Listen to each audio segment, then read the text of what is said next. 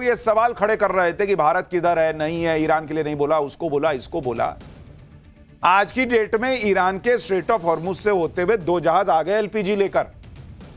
तो पर्दे के पीछे बहुत खेल होता है बॉस। हर चीज सामने सामने हो जरूरी नहीं। और हमने आपको पाठशाला में बताया था कि मिडिल ईस्ट में करीब 1 करोड़ 96 लाख 1 करोड़ भारतीय रहते हैं। नरेंद्र मोदी उनके हित नहीं छोड़ सकते। उधर इजराइल है जिससे भारत की दोस्ती है, उसको भी नहीं छोड़ सकते। इधर ईरान है जिसके साथ क्या गलत हुआ नहीं हुआ उसको देखते हुए उससे भी बातचीत चल रही है। और उसका नतीजा है कि भाई हमारे जहाज आ रहे हैं। जब दुनिया के बड़े बड़े देशों के जहाज स्ट्रेट ऑफ हॉर्मुज में फंसे हैं, भारत अपने लोगों को, अपने जहाजों को, सबको सुरक्षित वापस ला रहा है। आप देखिए कि भारत का एक और जहाज जग लाडकी भी स्ट्रेट ऑफ हॉर्मुज से सुरक्षित गुजर गया है। यह जहाज 80,000 टन से ज्यादा क्रूड ऑयल लेकर यूएई से आ रहा है। हालांकि अभी भी स्ट्रेट ऑफ हॉर्मुज में भारत के 22 जहाज फंसे हुए हैं और उनको सुरक्षित निकालने के लिए तमाम प्रयास चल रहे हैं। इसके अलावा भारत 28 फरवरी से अभी तक युद्ध वाले जोन में 2,20,000 लोगों को भी सुरक्षित निकाल चुका है। अभी कुछ दिन पहले की बात है जब ईरान को लेकर विपक्ष माहौल बना रहा था कि भारत ने तो ईरान से संबंध बिगाड़ लिए, भारत के जहाज ईरान रोक रहा है और चीन के जहाज जाने दे रहा है। लेकिन नरेंद्र मोदी की डिप्लोमेसी की नाकामी जिसे बताया जा रहा था, वो पर्दे के पीछे ऐसी पलटी कि अब ये तस्वीर आ गई। आप देखिए कैसे धीरे धीरे चीजें भारत के पक्ष में आ रही। और ये सब अपने आप नहीं हो रहा। पीएम मोदी ने डिप्लोमेसी का जो मोर्चा संभाला उसका रिजल्ट है बॉस ये। आप देखिए 12 मार्च को पीएम मोदी ने ईरान के राष्ट्रपति से बात की थी। उसके 24 घंटे के अंदर विदेश मंत्री ने भी ईरान के विदेश मंत्री से बात की। युद्ध शुरू होने से लेकर अभी तक विदेश मंत्री एस जयशंकर ईरान के विदेश मंत्री से 4 बार बात कर चुके हैं। दावा है कि हर एक शिप की सुरक्षित वापसी के लिए भारत ईरान से लगातार बातचीत कर रहा है। भारत के विदेश मंत्री कह रहे हैं कि हमारी बातचीत के अच्छे नतीजे मिल रहे हैं, हम इस बातचीत को जारी रखेंगे। उधर ईरान के विदेश मंत्री ने भी कहा है कि भारत से किसी डील के तहत यह सब नहीं हो रहा, बल्कि भारत और ईरान के पुराने संबंधों के आधार पर यह सब हो रहा है।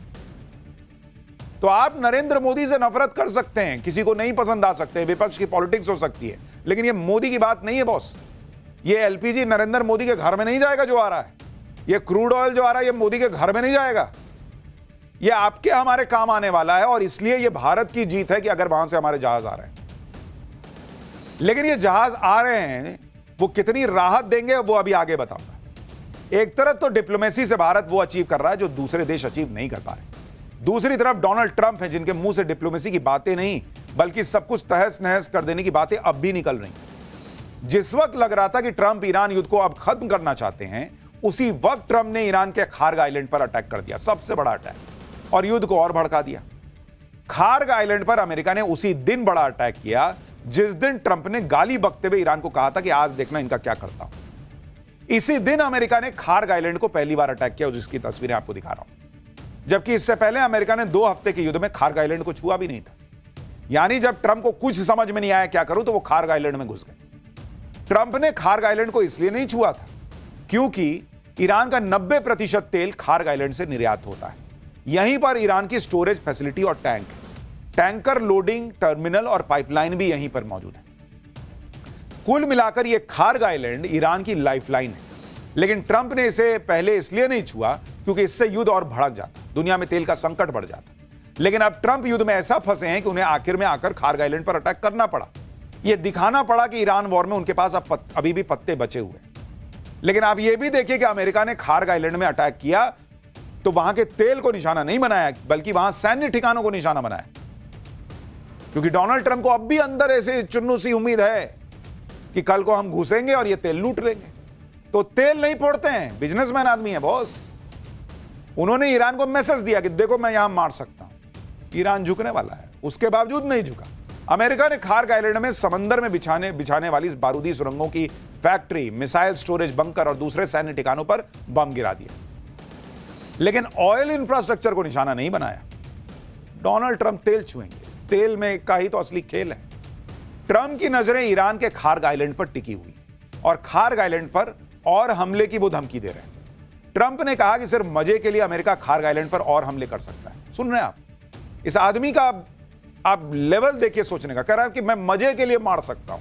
ऐसी धमकी देकर ट्रंप ईरान पर प्रेशर बढ़ा रहे हैं कि स्ट्रेट ऑफ हॉर्मुज खोलो। इसके अलावा यह भी दावा है कि अमेरिका 2500 सैनिक भी ईरान की धरती पर उतार सकता है।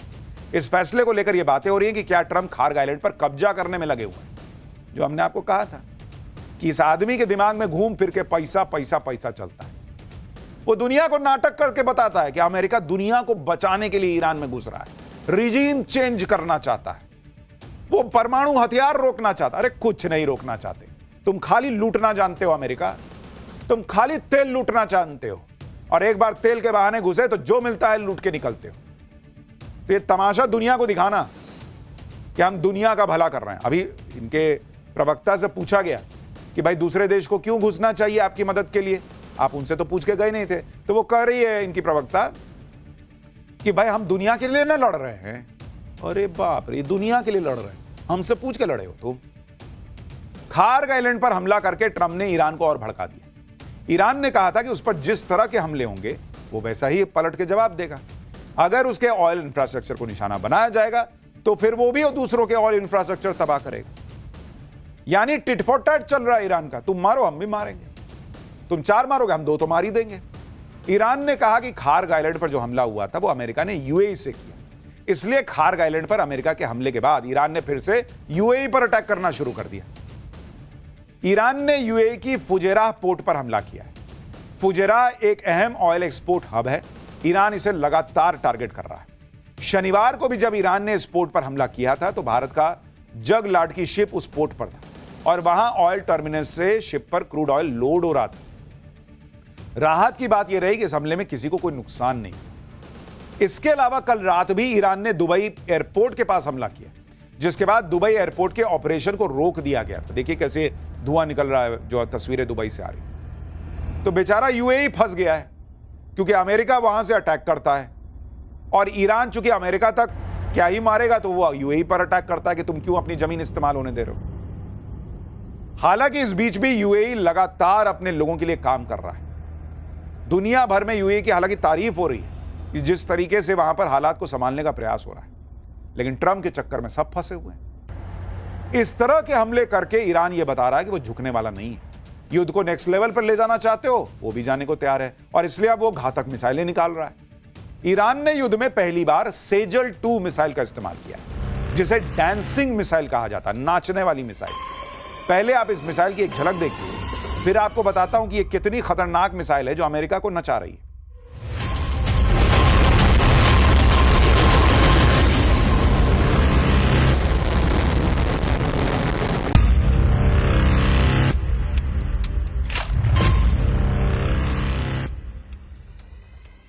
ईरान की नई मिसाइल को डांसिंग मिसाइल इसलिए कहा जाता है क्योंकि दावा है कि यह हवा में नाचती हुई दिशा बदलती है, जिससे आयरन डोम, पेट्रियट या थार्ड जैसे एयर डिफेंस सिस्टम इसे रोक पाने में हांफ जाते हैं। इस मिसाइल की रेंज 2000 किलोमीटर की, इसमें 700 से 1000 किलो तक का वॉरहेड लगाया जा सकता है। यह मिसाइल मोबाइल लॉन्चर से दागी जा सकती है, जिससे इसे जल्दी और कहीं से भी लॉन्च किया जा सकता है। इधर ईरान अपनी ताकत दिखाता चला जा रहा है। ईरान ताबड़तोड़ हमले कर रहा है, लेकिन उस पर भी ताबड़तोड़ हमले हो रहे हैं। तो यह युद्ध तो रुकने से रहा, अभी फिलहाल तो लग नहीं रहा। डोनाल्ड ट्रंप को जब मदद मांगने की नौबत आ गई है, तभी आप समझ जाइए कि ईरान जो है वो कैसे अपर हैंड लिए हुए है और यह मामला कितना भयावह होता जा रहा है।